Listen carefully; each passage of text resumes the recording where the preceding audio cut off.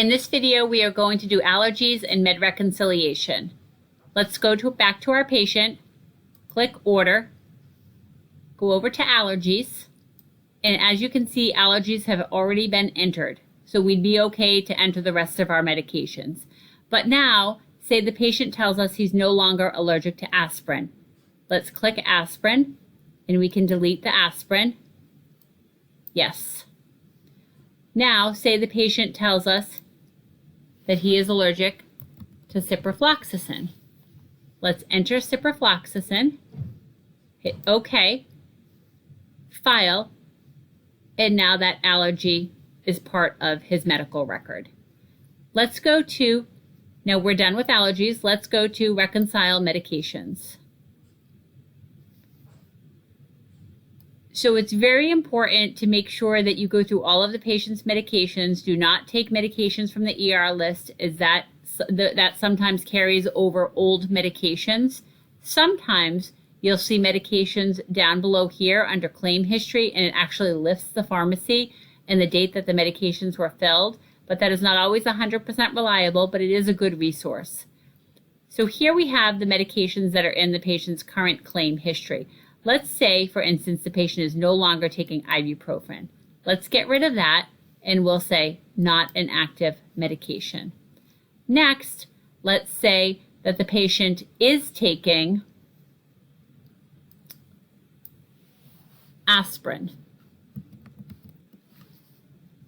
So we'll say the patient's taking 81 milligrams. Click that, hit Select, click Daily, Done. And we're done with our meds that we've entered. Let's click Done. Put in your password. Okay.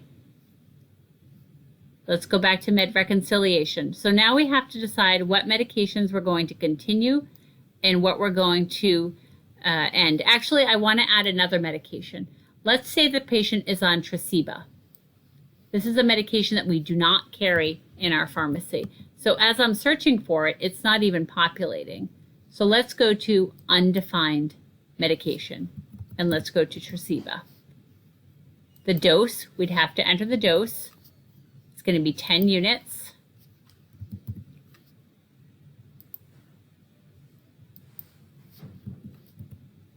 Subcutaneously, daily. Okay, so let's hit Done. Okay, done. So now we're going to decide what medications we are going to continue and what we're going to stop.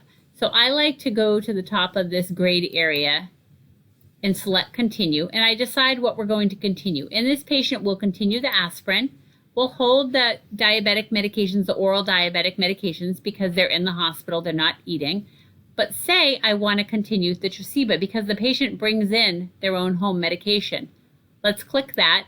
I'm not going to do the valsartan because the patient's a little hypotensive, and I'm going to do a sliding scale insulin later. So let's hit OK.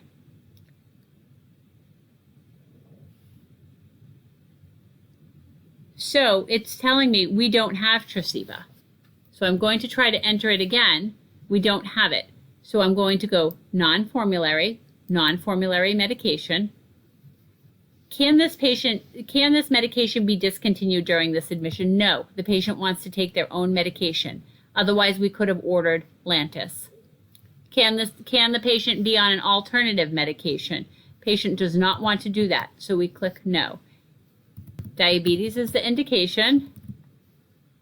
And who will deliver the med? Oh, will the patient be using their own medication? Yes. Who will deliver the medication? The patient. Okay. So let's enter the rest of the medication. Again, we're going to have to enter the route. Subcutaneous, 10.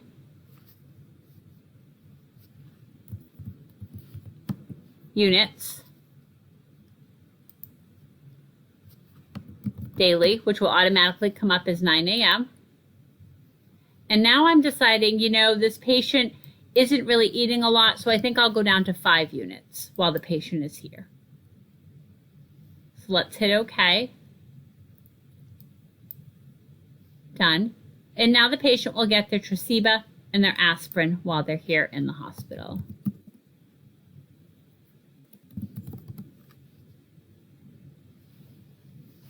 So that's good for med reconciliation.